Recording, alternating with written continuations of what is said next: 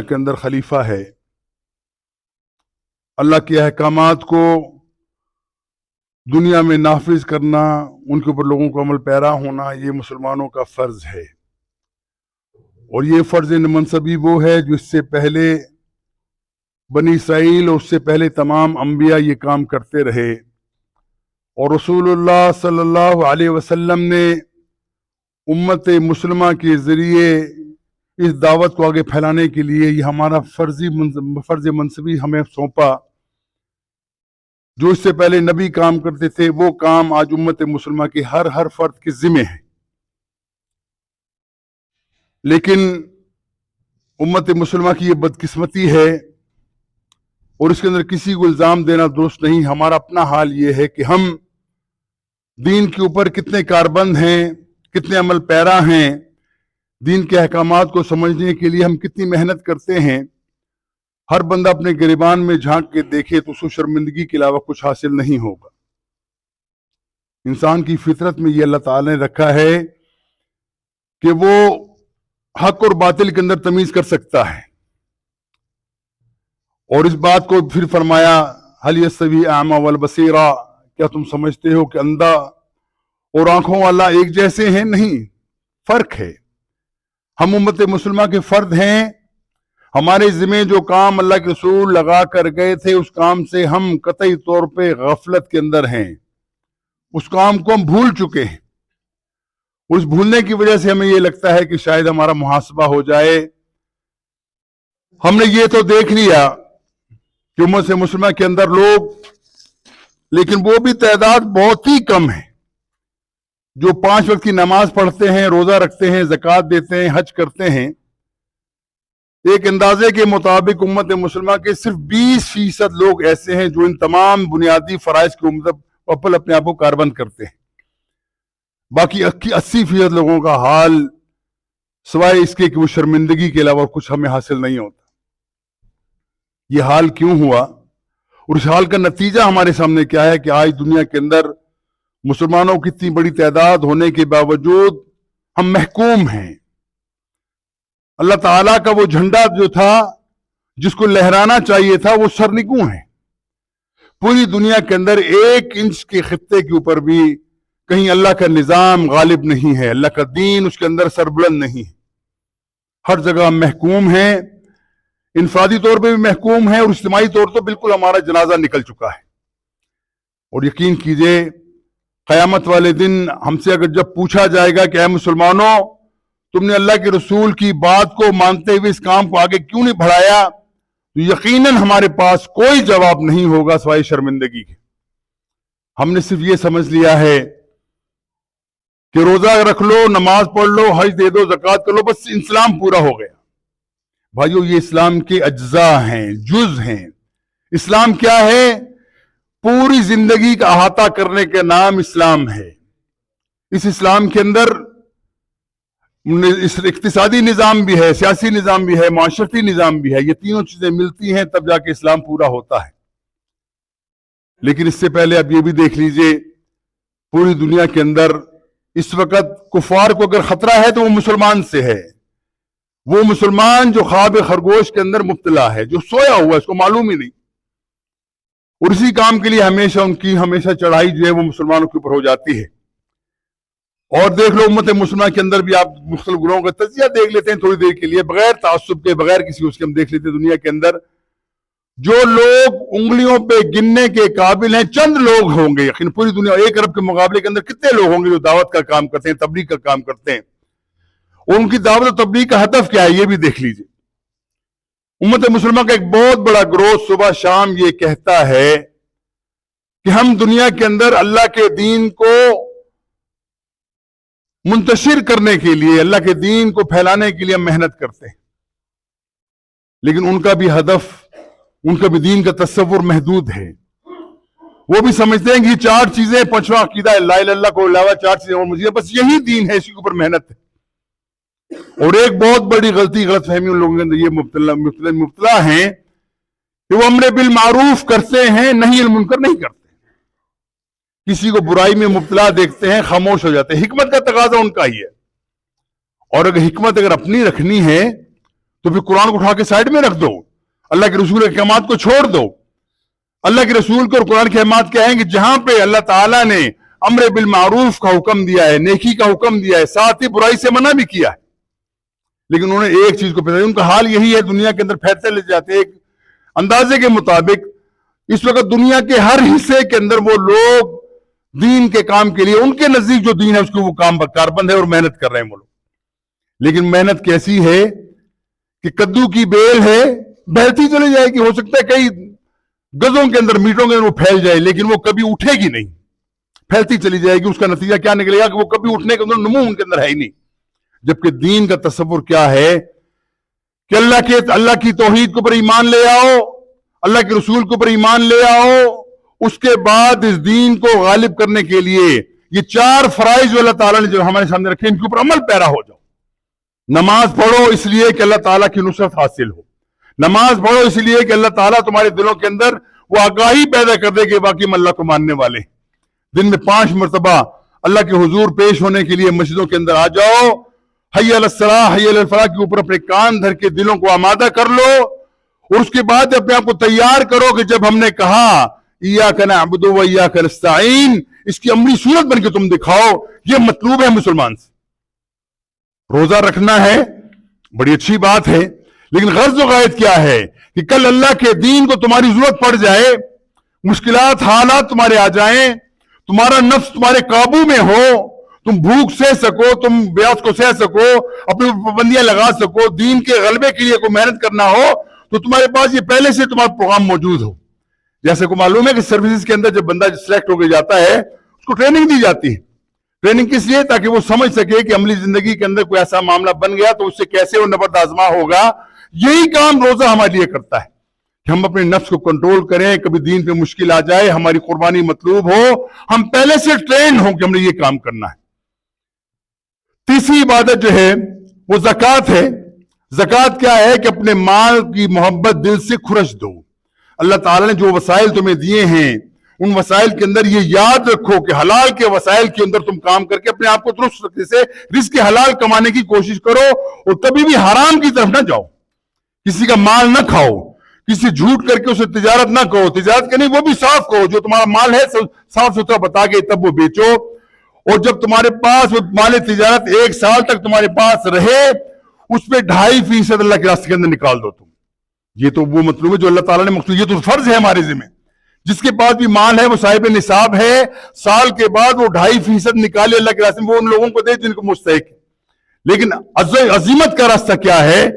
قرآن کہتا ہے کہ جب پوچھا گیا, لوگ پوچھتے ہیں یا اللہ ہم اللہ کے راستے میں کیا خرچ کرتے ہیں, کیا خرچ کریں, مطالبہ پوچھا گیا تو کہا گیا کل العفو, جو تمہاری ضرورت سے زیادہ ہے سب خرچ کر دو.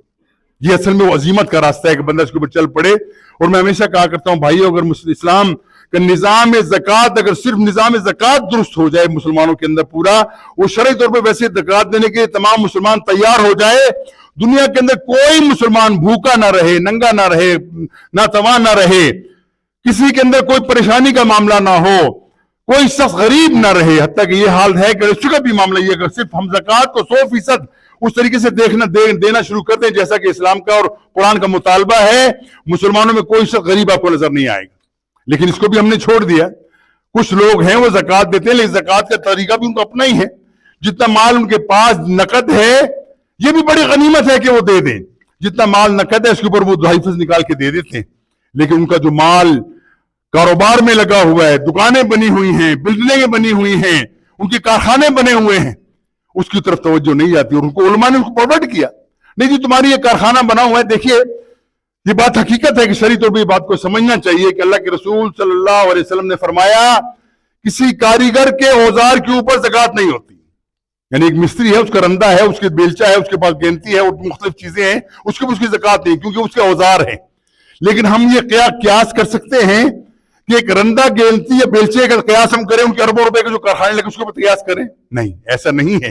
اس کے لیے یقیناً جب اللہ سبحانہ و تعالیٰ اس دنیا کے اندر اسلام کا وہ عادلانہ نظام قائم کرنے کے لیے ہمیں توفیق دے گا, اس وقت یہ معاملہ درست ہوگا کہ ہر اس کی جو چیزیں اس کے پورے خاندان کے اندر, اس کے گھر کے اندر جو چیزیں 1 سال تک اس کے پاس رہی ہیں. ایک بندہ دکاندار ہے, اس کی دکان کے اندر 1 کروڑ روپے کا مال پڑا ہوا ہے, اب اس کو چاہیے کہ جب تک وہ سال پورا ہوتا ہے حساب لگائے کہ میرے پورے سال کے اندر میرے پاس کتنے پیسے رہے ہیں، اس پہ 2.5% زکات دے گا تو معاملہ درست ہوگا، لیکن اس کا معاملہ اس میں بھی نہیں کرتے۔ اور چوتھی چیز ہمیں، یہ تمام چیزیں میں کس لیے بتا رہا ہوں کہ یہ ہمیں تیار کرتی ہے ایک اعلیٰ مقصد کے لیے۔ حج ایسی عبادت ہے جس کے اندر یہ تمام چیزیں شامل ہیں۔ حج کے اندر نماز کی طرح پابندیاں بھی ہیں، عبادات کا خاص طریقہ بھی ہے، طواف بھی ہے، اس کے اندر صحیح اور وہ مروہ کا وہ چکر لگانے بھی ہیں، اپنے گھر کو چھوڑنا بھی ہے، گھر سے ہجرت کر کے جانا بھی ہے، اپنے مال کو بھی خرچ کرنا ہے، اور اس سے بڑھ کے یہ کہ وہاں پہ اپنے آپ کو پابند کرنا ہے کہ میں فلاں کام جائز ہے میں نہیں کروں گا۔ جس طریقے سے روزے کے اندر ہوتا ہے، اللہ سبحانہ تعالیٰ نے روزہ فرض کیا ہمارے اوپر، تو روزہ کیا ہے؟ جائز کام، اس کے اندر آپ کے لیے وہ حرام ہو جاتے ہیں۔ بیوی سے تعلق رکھنا ناجائز، حرام، بالکل ضرورت نہیں ہے۔ کھانا پینا جو جائز حلال مال ہے، لیکن آپ دن کے اندر نہیں کھا سکتے روزے کی حالت کے اندر۔ اس طریقے سے یہ پابندیاں حج کے اندر بھی موجود ہیں۔ اور اس حد کا بھی ہے کہ اپنے گھر کو چھوڑنے کا تصور ہمارے سامنے ہے کہ کبھی اگر اللہ تعالیٰ کے دین کو ضرورت پڑی، ہم اپنا گھر چھوڑنے کے لیے تیار ہو جائیں گے، اللہ کے دین کے لیے ہجرت کرنے کے لیے تیار ہو جائیں گے۔ یہ ہمیں سبق سکھاتا ہے حج۔ یہ وہ تمام 4 چیزیں ہیں جو ہمیں ایک اعلیٰ مقصد کے لیے تیار کرتی ہیں، لیکن مطلب یہ ہوا، مصیبت یہ بنی ہمارے ساتھ کہ ہم نے وہ بھی بہت قلیل تعداد کے اندر لوگوں نے یہ سمجھ لیا کہ ہمارا کام صرف یہ نمازیں پڑھو، روزے رکھو، جنت ہمارا حق۔ دین مغلوب ہوتا رہے، دین کا استہزاء کیا جاتا رہے، اللہ کے رسول کی مذاق دنیا کے اندر اڑاتا جائے رہے کہ تم اپنے مست رہو، اپنی نماز روزے کے اندر مست رہو اور تم سب لوگ ہم جنت حاصل کر لیں گے۔ بھائیو ایسی بات ہوتی تو اللہ کے رسول اتنی محنت نہ کرتے، اللہ کے رسول کے اوپر اتنی تکلیفیں نہ آتی، اللہ کے رسول کے اوپر تشدد نہ کیا جاتا، اللہ کے رسول کی بیویوں کو طلاقیں نہ ہوتی، بیٹیوں کو طلاقیں نہ ہوتی، اللہ کے رسول گھر سے دربدر نہ کیے جاتے۔ شعیب ابن طالب کے اندر اللہ کے رسول 2 سال قیام کرتے اور چھال نہ کھاتے، پتے نہ کھاتے۔ یہ تمام چیزیں کس لیے تھیں؟ اور دیکھیے میں یہ بھی آپ کو بتا دوں، اللہ اگر چاہتا اللہ کے رسول کے پاؤں میں کانٹا بھی نہ چبھتا اور دین غالب ہو جاتا، لیکن ایسا نہیں ہوا۔ کیوں نہیں ہوا؟ ہمارے لیے، تاکہ ہم یہ نہ کہہ سکیں کہ اللہ کے رسول نے اگر دین غالب کیا، مدینہ کی اسٹیٹ قائم کی، اللہ سے تائید ان کو حاصل تھی، یقیناً تائید حاصل تھی، لیکن انہوں نے ہر وہ کام ایک عام انسان کی طرح کیا، ایک عام انسان کی طرح مصیبتیں جھیلی۔ ایک مرتبہ ایک جنگ خندق کے موقع کے اوپر حالات بڑے دیگر گوں تھے مسلمانوں کے، فقر تھا، غربت تھی بہت زیادہ۔ اب کیا ہوا کہ ایک صحابی آئے اللہ کے رسول کے پاس، کہنے یا رسول اللہ سخت بھوک ہے، بھوکی لگی ہے، مجھے اتنی بھوک لگی ہے کہ میں برداشت نہیں کر پا رہا، میں کام نہیں کر سکتا، خندق کھودنے کا معاملہ میں نہیں کر سکتا۔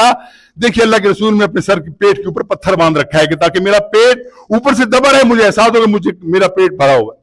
اللہ کے رسول صلی اللہ علیہ وسلم فرماتے ہیں، اے بھائی، اے میرے دوست، اے میرے صحابی، تو نے ایک باندھا، میں نے 2 پتھر باندھ رکھے ہیں، میرا حال بھی تجھ سے مختلف نہیں ہے۔ یہ تمام محنتیں، مصیبتیں کس لیے تھی؟ اللہ کا دین غالب ہو جائے دنیا کے اندر، اللہ کے دین کا کلمہ سر بلند ہو جائے دنیا کے اندر، کوئی دین اللہ کے دین سے بڑھ کے نہ رہے۔ یہی فرمایا سورہ صف کے اندر، هو الذی ارسل رسولہ بالہدی ودین الحق لیظہرہ علی الدین کلہ۔ وہی ہے اللہ جس نے بھیجا دین حق اور الہدا کو دے کر، قرآن کو دے کر، کس لیے؟ تاکہ وہ تمام ادیان کے اوپر اللہ کے دین کو غالب کر دے، نافذ کر دے۔ کوئی ازم، کوئی قانون، کوئی نظام اللہ کے دین سے بڑھ کے نہ ہو، اللہ کے دین سے زیادہ اونچا نہ ہو، سر بلند کوئی بھی نہ ہو۔ یہی دعوت پیش کی تھی اللہ کے رسول نے، جس کو بھیجے تھے، 3 ایلچی بھیجے تھے۔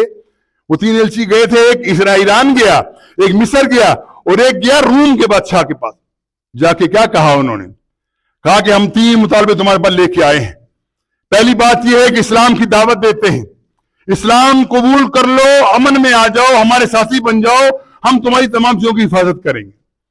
اگر یہ معاملہ نہیں ہے، جھک کے رہو، ہمارے تابعدار ہو کے رہو، ہم تمہاری حفاظت کریں گے۔ اگر یہ بھی نہیں ہے تو ہمارے اور تمہارے درمیان فیصلہ کرنے والی چیز وہ تلوار ہے۔ ہم تمہیں بتائیں گے کہ تم اللہ کے دین کے باغی ہو تو باغیوں کا سر کاٹنا ہو ہمارے ذمہ۔ لوگ بڑی بات کو معذرت خانہ باتیں کرتے ہیں، نہیں، اسلام کے اندر تو تلوار اور جبر ہے ہی نہیں۔ آپ کو معلوم ہے کہ اللہ کے رسول، ہاں طریقہ یقیناً مختلف ہے۔ رسول اللہ صلی اللہ علیہ وسلم کی زندگی کا اگر مطالعہ کریں آپ کو یہ نظر آئے گا، مکی پورے دور کے اندر صرف دعوت ہے، صرف دعوتی کام ہے۔ جو مصیبت کوئی آ جائے، کوئی تشدد کر دے، حتیٰ کہ آل یاسر کے اوپر قتل و غارت کا بازان گرم کیا جائے، بلال کو تپتے ہوئے انگاروں پہ لٹا دیا جائے، اور خباب بن ارث کو سیخیں چھپا دی جائیں، گرم کر کے سیخیں لگا دی جائیں، ان کی آنکھوں میں سوکھے پھیر دی جائیں۔ اس وقت کیا امر کیا ہے، حکم کیا ہے؟ ابھی تم کچے ہو، ابھی تمہارے پاس طاقت نہیں ہے, تمہارا ایمان ابھی اتنا مضبوط نہیں ہوا, تمہیں تربیت کی ضرورت ہے, تمہیں ہاتھ نہیں اٹھانا, کفو ایدیکم, ہاتھ باندھ کے رکھو گے, لیکن حق بات سے باز نہیں آؤ گے. حق بات تم کہتے چلے جاؤ گے, کبھی بھی تم حق بات کہنے سے باز نہیں آؤ گے, لیکن تم نے اپنے مدافع کے اندر بھی ہاتھ نہیں اٹھانا. یہ دیکھیں کتنی عجیب بات ہے, یہ سمجھ آتی ہے بندے کو. یعنی اللہ کے رسول دیکھیں موجود ہیں, اور صحابی موجود ہیں, حضرت عمر جیسے لوگ موجود ہیں, لیکن کیا ہوتا ہے, ابو جہل آل یاسر کے اوپر ظلم کرتا ہے, سمیہ پہ ظلم کرتا ہے. وہ ظلم بھی کیسا ہے کہ ایک اونٹ 4 لائے جاتے ہیں, سمیہ رضی اللہ تعالی عنہ جو پہلی شہید ہیں اسلام کی, ان کے پیر اور ان کے بازوؤں کو اونٹوں سے باندھ دیا جاتا ہے, اور مخالف سے اونٹوں کو دوڑا دیا جاتا ہے, برخچے اڑ جاتے ہیں, چیتھڑے ہو جاتے ہیں ان کے, اور لوگ مسلمان دیکھتے ہیں کہ یہ کیا ہوا, لیکن کوئی مسلمان بڑھ کے ابو جہل کا ہاتھ نہیں روکتا, کیونکہ یہ مرحلہ وہ نہیں ہے. اس مرحلے کے اندر آپ کی اپنی تربیت ہونا ہے, اس مرحلے کے اندر اپنے ایمان کو مضبوط کرنا ہے, اور جب آپ کا ایمان مضبوط ہو جائے گا پھر اللہ تعالیٰ کو بتا دے گا اب تم نکلو راستے میں, قاتلوہم فی سبیل اللہ, اللہ کے راستے کے اندر قتل کے لیے تیار ہو جاؤ, مقاتلے کے لیے تیار ہو جاؤ, جہاد کے لیے تیار ہو جاؤ.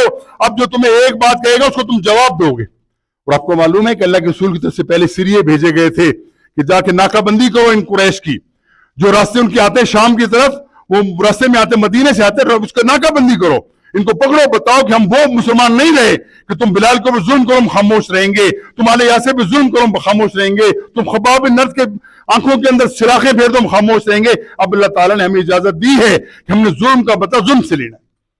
اور اس وقت کیا ہوا, جب نکلے ہیں, جنگ بدر کا معاملہ ہوتا ہے, یہ تمام چیزیں بھائیوں ہماری صرف سننے کے لیے, ثواب کے لیے نہیں ہے, عمل کے لیے ہیں, کہ وہ تمام معاملات جو اللہ کے رسول اور صحابہ کے ساتھ ہوئے ہیں وہ ہمارے ساتھ بھی ہونے ہیں. ہم نے اس راستے پہ چلنا ہے, تب جا کے اللہ کا دین غالب ہوگا. خاکی میٹھی میٹھی باتوں سے نہیں ہوگا. یہ خالی آپ ووٹ ڈال کے آ جائیں جی ہم نے ووٹ دے دیا بس دین غالب ہو گیا, نہیں. دین غالب کرنے کے لیے پہلے ایک جمعیت کی ضرورت ہے, جس جمعیت کے اندر اللہ تعالیٰ کا عقیدہ, اللہ تعالیٰ کے اوپر ایمان پکا ہو چکا ہو, ان کو کسی دنیا میں کسی چیز کا خوف نہ ہو, ان کے اندر ڈر اگر ہے تو اسے اللہ کا ڈر ہو, اور ان کے دل کے اندر محبت ہے تو اللہ کے رسول کی محبت ہو, ان کے دل کے اندر محبت ہے تو اللہ کے رسول کی اس اتباع کی محبت ہو کہ ہم نے اللہ کے رسول کی بات ہر صورت میں ماننی ہے. جب یہ نکلیں گے لوگ, اللہ تعالیٰ ان کو نصرت بھی دے گا. آج بدقسمتی سے دیکھ لیجئے مسلمانوں کا حال. اللہ کے رسول کی صحیح حدیث میں آپ کے سامنے چاہتا ہوں, پھر اپنے آپ کو پرکھیے اس کے اوپر. اللہ کے رسول فرماتے ہیں کہ 12,000 مسلمان مومن, سن لیجئے غور سے سنیے ذرا, ہم لاکھوں میں بیٹھے ہیں نا, صبح شام ساری لاتے ہیں, ہم تو مسلمان ہیں, جنت ہمارا حق ہے, ہم کفار کے اوپر غلبہ حاصل کریں گے. 12,000 مومن مسلمان اگر میدان کارزار میں نکل آئیں, دنیا کی کوئی طاقت ان کو شکست نہیں دے سکتی. بھائی دنیا کے اندر اربوں کے اندر 12,000 ہمارے پاس موجود نہیں ہے, اور جب نکلے ہیں تو اللہ تعالیٰ کو نصرت و فتح بھی دی. اور دیکھو ہمارے پڑوس میں امریکہ جیسی قوت, اتنی پاور کیسی ذلیل ہو گیا نکلے. وہ صرف امریکہ نہیں ہے, نیٹو ہے, پورا یورپ ان کا شامل ہے, پوری دنیا کی 80 قریب کے ممالک میں تمام شامل, ان کی حکومتیں شامل ہیں, طاقت شامل ہے, فوج شامل ہے, اسلحہ شامل ہے. لیکن کیا ہوا, ان کو یہاں سے اللہ تعالیٰ نے ذلیل و رسوا کر کے یہاں سے نکال دیا. اور یاد رکھو وہ نکلنے کے بعد, اتنی ہزیمت کے بعد خاموش نہیں بیٹھیں گے کبھی بھی, ان کا ہدف یہی ہے کہ کہیں مسلمان سر نہ اٹھا جائے. یہ مسلمان کے اندر جو قوت ہے ایمان کی, یہ اگر دوبارہ زندہ ہو گئی تو ہمارا دنیا کے اندر کوئی حل نہیں ہوگا. یہی اصل میں وجہ ہے پاکستان کو لتاڑنے کی. پاکستان کے ساتھ امریکہ کی کیا دشمنی ہے؟ سوچو نا, دنیا کے اندر اور بھی بے تحاشا ملک ہیں. چین ہے, وہ ڈومینیٹ کر رہا ہے اکنامیکل طور پہ پوری دنیا کے اندر, اس کے ساتھ فوج کشی کی ضرورت نہیں ہے, کبھی نہیں کرتے وہ لوگ. مسلمان کے خلاف ہمیشہ, کبھی افغانستان کے اندر ہے, کبھی عراق کے اندر ہے, کبھی سوڈان کے اندر ہے, کبھی فلسطین کے اندر ہے, ہمیشہ کہ مسلمان سر نہ اٹھائے. وجہ کیا ہے؟ وجہ صرف یہی ہے کہ وہ ہمارے اسلام کو ہم سے زیادہ جانتے ہیں. ان کے ٹھنک ٹینک نے سب طے کیا ہوا ہے کہ مسلمان اگر جاگ گیا تو دنیا کے اندر ہمارا تیا پانچا ہو جائے گا, دنیا میں ہمارا کوئی پوچھنے والا نہیں ہوگا. وہ مسلمان جاگنے کا مطلب کیا ہے؟ اگر مسلمان باقی اسلام کو غالب کر کے ایک حکومت قائم کر لیتے ہیں, خلافت اسلامیہ کا نظام قائم کر لیتے ہیں, تو وہ عدل و نظام قائم ہوگا کہ دنیا کے اندر کسی نے عدل دیکھا نہ ہوگا. اور اس کی نشانیاں دیکھ لیجئے گزشتہ تاریخ کے اندر بھی ایسے ہوئی ہیں, یقیناً ایسا ہوا ہے. خلفائے راشدین کے زمانے کے اندر دیکھ لیجئے امن کا کیا معاملہ ہے. راستے کے اندر ایک عورت جا رہی ہے, شام کا ٹائم ہے, راستے میں ایک بندہ اس سے پوچھتا ہے, خاتون تم کہاں جا رہی ہو؟ مدینہ کی بات ہے یہ. خاتون تم کہاں جا رہی ہو اور تم کون ہو؟ خاتون پوچھتی کہتی ہے, جواب سنیے پھر پرکھیے کہ ہم کس راستے میں کھڑے.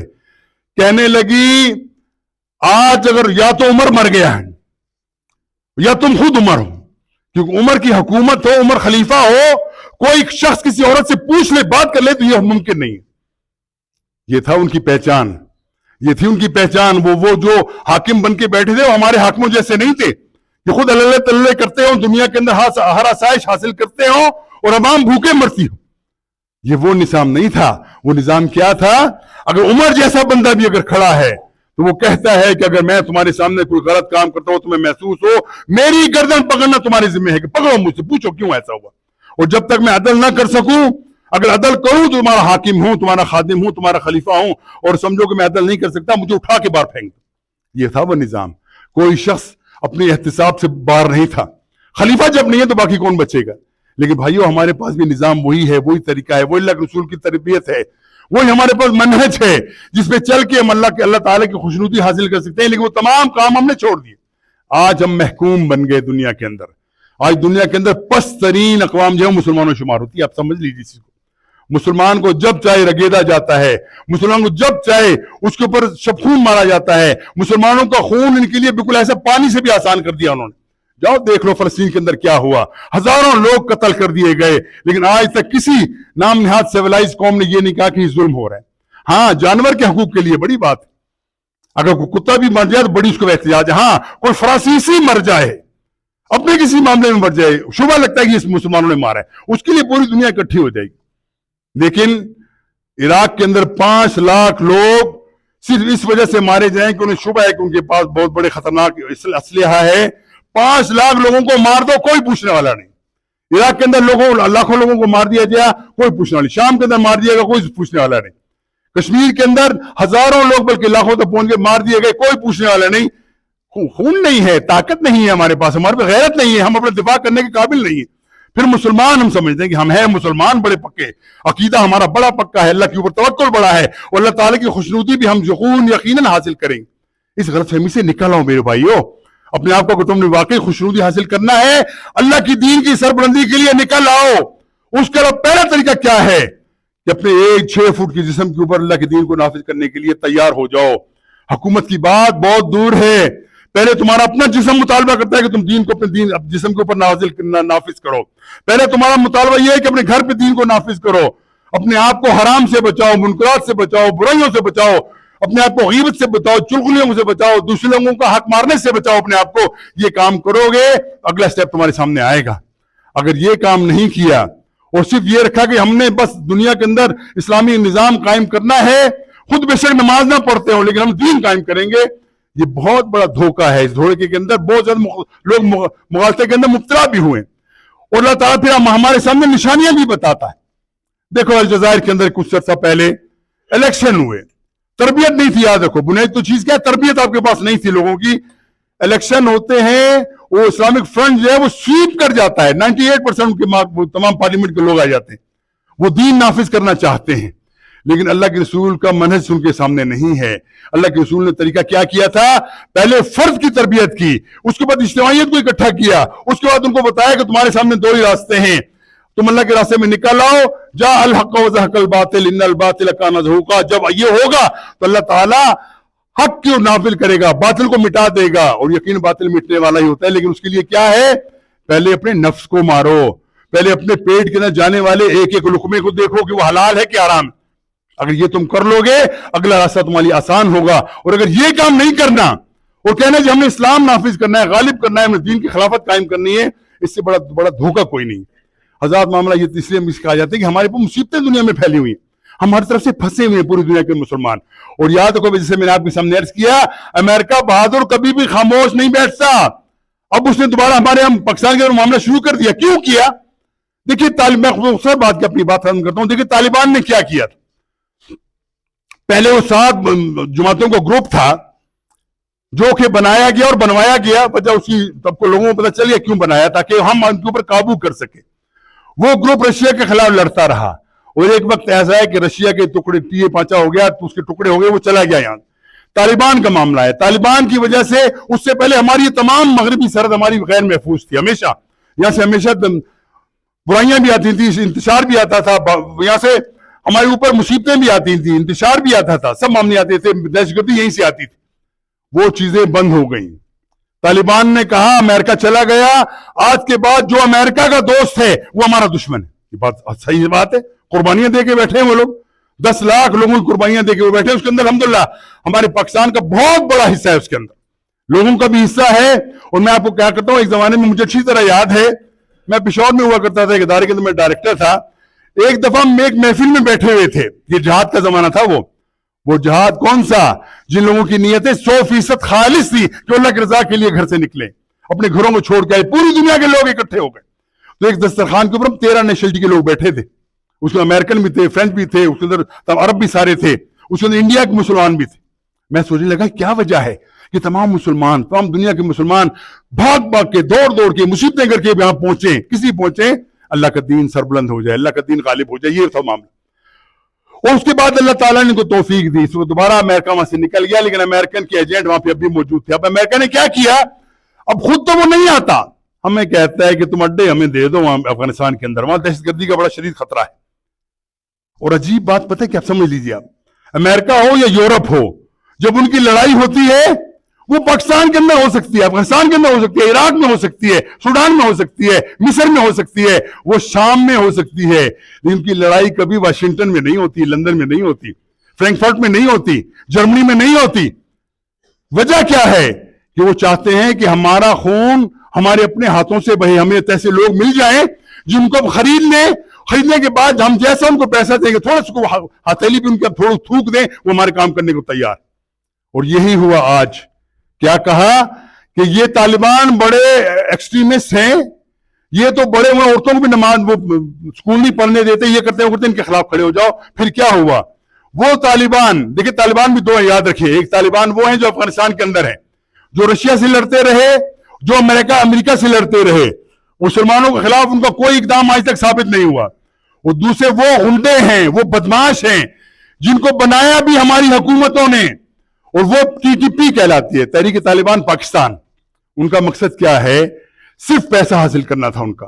اگر امریکہ دیتا رہا بہت اچھی بڑی بات ہے, اگر اب وہ نہیں دیتا وہ جائیں گے, یہودیوں کے پاس جائیں گے, انڈیا کے پاس جائیں گے. ابھی دیکھیں دوبارہ دھماکے شروع ہو گئے, وہ دہشت گردی شروع ہو گئی. کس لیے, تاکہ امریکہ اپنے ہدف کو حاصل کر سکے. امریکہ کے اندر ایسے معاملوں, پاکستان کے اندر ایک شخص نے تھوڑی سی ہمت کی, اختلاف ہزار کریجیے اس کے ساتھ, لیکن ہدف کیا تھا کہ ہم آپ کے غلام نہیں بن سکتے. غلامی کی زندگی گزارتے ہوئے 70 سال ہمیں ہو گئے, سوائے نقصان کے ہمیں کچھ بھی حاصل نہیں ہوا, ہم غلامی نہیں کر سکتے. اب یہ بہت بڑا جرم ہے, یہ بہت بڑا جرم ہے ان لوگوں کا کہ تم کھڑے ہو کے ہمارے سامنے کہتے ہو کہ ہم غلام نہیں بن سکتے. الٹ دو ان کو. اور یاد رکھیے ہمارے ملک کے اندر 4 ایسے طبقے ہیں, اگر وہ درست ہو جائیں, 4 ایسے طبقے ہیں جن کے اندر اللہ تعالیٰ ایمان پیدا کر دے, 4 ایسے طبقے ہیں جو صرف اللہ تعالیٰ کے احکامات کو ماننے کے لیے تیار ہو جائیں, ان کے دل کے اندر پاکستان کے ساتھ وہی محبت ہو جو ایک ماں کو اپنے بیٹے سے ہوتی ہے. اگر ایسی محبت ملے, 4 طبقے میں گنا دیتا ہوں, بے شک بات مشکل ہے. سب سے پہلی بات, ہمارے ادارے, ہمارے سیکورٹی فورس کے لوگ, ہماری فوج, یہ اگر مخلص ہو جائے پاکستان کے ساتھ, دنیا کے تمام تعلقات کو چھوڑ کر صرف پاکستان کے لیے کام کرنا شروع کر دے, انشاءاللہ پاکستان کی امید ہے کہ پاکستان کے آپ نے کوئی کھڑا نہیں ہو سکتا. نمبر 2, ہماری عدلیہ, اگر وہ انصاف فیصلہ شروع کر دے جو واقعی انصاف کے تقاضے کو پورا کرے, کسی بد بندے کو پکڑ لے, اس کو چھوڑے نہ جب تک سزا نہ دے, اللہ کرے گا ہمارا معاملہ درست ہو جائے گا. نمبر 3, ہماری بیوروکریسی, اگر وہ مسلمان ہو جائے, وہ مسلمان ہونے کے بعد وہ اللہ تعالیٰ کے احکامات کو ماننا شروع کر دے, باطل کے ساتھ نہ جھکے, امید ہے کہ اللہ تعالیٰ ہمارے اوپر رحم کرے گا. اور سب سے آگے بڑھ کے میں اور آپ, اگر ہم اللہ تعالیٰ کے مطیع ہو جائیں, ہم اللہ سے ڈرنے والے بن جائیں, ہم کوئی کام کریں تو ہمارے لیکن احساس ہو کہ میں نے اس کا جواب دہی کرنی ہے, اللہ تعالیٰ مجھ سے پوچھے گا تم نے یہ کیا کیا ہے. اگر یہ 4 طبقے درست ہو جائیں, یقین کیجئے آج بھی میں دعوے سے کہتا ہوں, اللہ کی قسم کھا کے کہتا ہوں, پاکستان کا مقابلہ دنیا کی کوئی قوت نہیں کر سکتی. اور صرف ہمارا معاملہ یہ نہیں ہے, یہ معاملہ صرف پاکستان کا نہیں ہے, پوری دنیا کے مسلمانوں کا معاملہ پاکستان کے ساتھ جڑا ہوا ہے. آپ کو معلوم ہے جب پاکستان کے اندر کوئی انتشار پیدا ہوتا ہے تو ہمارے عرب دوستوں کو کتنا دکھ ہوتا ہے ان کا. میں حکومتوں کی بات نہیں کر رہا, میں لوگوں کی بات کرتا ہوں. امریکہ میں بیٹھا ہوں مسلمان دعائیں مانگتا ہے, یا اللہ پاکستان کے ساتھ معاملہ درست کروا دے, پاکستان کو مصیبت میں ڈالنا. پاکستان ہمارے لیے امید کی کڑی. یقیناً مسلمانوں کا ایک بہت بڑا اجتماع پاکستان کے اندر ہے, اور بے عمالی کے باوجود, بے عقیدگی کے باوجود اللہ تعالیٰ نے اس قوم کے اندر وہ چیز رکھی ہے کہ دنیا کے اندر کہیں بھی ظلم ہوتا ہے آپ کو صفحے اور اندر پاکستانی نظر آتا ہے اور کوئی نظر نہیں آتا. دوسرے نظر آتے کیوں نہیں ہیں کہ بات کرنے کی بھی اجازت نہیں ہے. کس کے سامنے عرب کیوں نہیں آتے سامنے, کویت والے سعودی والے سامنے کیوں نہیں آتے؟ بات کرنے کی اجازت نہیں ہے. بلکہ ایک زمانے میں تو یہ بھی کہا گیا کہ آج کے بعد کوئی شخص, سعودیہ کے اندر یہ عمل جاری ہوا تھا, اب تو معاملہ بہت زیادہ بے حیائی کی طرف چلا گیا, اس وقت پھر بھی کوئی بہتری تھی. کہا گیا کہ تم کبھی بھی یہود و نصارہ کو برا نہیں کہو گے, جو برا کہے گا تقریر کرے گا اس کو سزا دی جائے گی. ہمارے ایک بہت عظیم عالم, اب تو وہ کہہ دیے, غالب ان کو مار بھی دیا انہوں نے, سعودیوں نے, سلمان العودہ نے کہا اللہ ان کی حفاظت کرے, محملہ معلوم نہیں کہ وہ لاپتہ ہے, ایسا دراز ہو گیا. انہوں نے کہا تھا کہ اے حکمرانوں, تم یہ چاہتے ہو کہ ہم سورہ فاتحہ پڑھنا چھوڑ دیں؟ تمہارے کہنے کا مقصد یہی ہے. غیر المغضوب علیہم ولا الضالین, دونوں طائفوں کو ذکر کر دیا قرآن کے اندر. اس کے اندر یہود و نصارہ بھی ہے اور یہود بھی ہے اور نصارہ بھی, دونوں کا کر دیا. تم چاہتے ہو کہ ہم سورہ فاتحہ پڑھنا چھوڑ دیں؟ یہ ممکن نہیں. وہاں پہ تو بات کرنے کی اجازت, اس سے لب کشائی کی اجازت ہی نہیں ہے. جو بولے گا وہ غائب ہو جائے گا. لیکن اللہ تعالیٰ کا کتنا شکر ادا کریں, ہم ممبر رسول پہ کھڑے ہو کے ہر بات حق بات کہتے ہیں. بڑے سے بڑے جابر حاکم کے سامنے ہم بات کرنے کے لیے تیار ہوتے ہیں. اللہ تعالیٰ توفیق دے رکھی ہے, ہم اس سے ڈرنے والے نہیں. پرویز مشرف جیسا آدمی جو کہ کس ذہنیت کا تھا, اس کے سامنے بھی ہم سینے سے پر رہے انشاءاللہ. عدالتوں میں گئے, ان کے مقدمے بھی ہم نے کیے, اس حکومت کے خلاف بھی ہم نے کیے, CPC حکومت ہم نے مقدمے کیے. قادیانیوں کو جب انہوں نے اسٹیٹس دینے کی کوشش کی, ہم ہائی کورٹ کے اندر جا کے ہم نے کہا یہ کام نہیں ہو سکتا پاکستان کے اندر. اللہ تعالیٰ نے ہمیں سرخروئی کامیابی عطا فرمائی, وہ قانون بن گیا کہ قیامت تک انشاءاللہ ہماری پارلیمنٹ سے کبھی قادیانیوں کو سکون نہیں ملے گا. بھائیو, یہ تمام چیزیں کس لیے ہیں؟ تاکہ اللہ تعالیٰ ہمارے تمام یہ مسائی جو ہے ہماری کوششوں کو قبول کر لے. ہمارے اندر کوتاہیاں بہت ہیں, غلطیاں بہت ہیں, لیکن اللہ تعالیٰ سے مانگیں گے تو اللہ دے گا. اور یاد رکھو, ابتدا وہیں سے ہوتی ہے. اپنے جسم سے ابتدا کرو, کھانے پینے کا تمیز کرو, کھانے پینے کے معاملے کے اندر اپنے کو درست کر لو, لوگوں کے حقوق نہ مارو اور لوگوں کے حقوق ادا کرو. یہ تمہاری بنیادی شرط ہے. اگر شروع ہو جائے اللہ سارے راستے آسان کر دے گا. اللہ سے دعا ہے کہ اللہ میں عمل کی توفیق عطا فرمائے. وآخر دعوانا الحمدللہ رب العالمین. ربنا آتنا فی الدنیا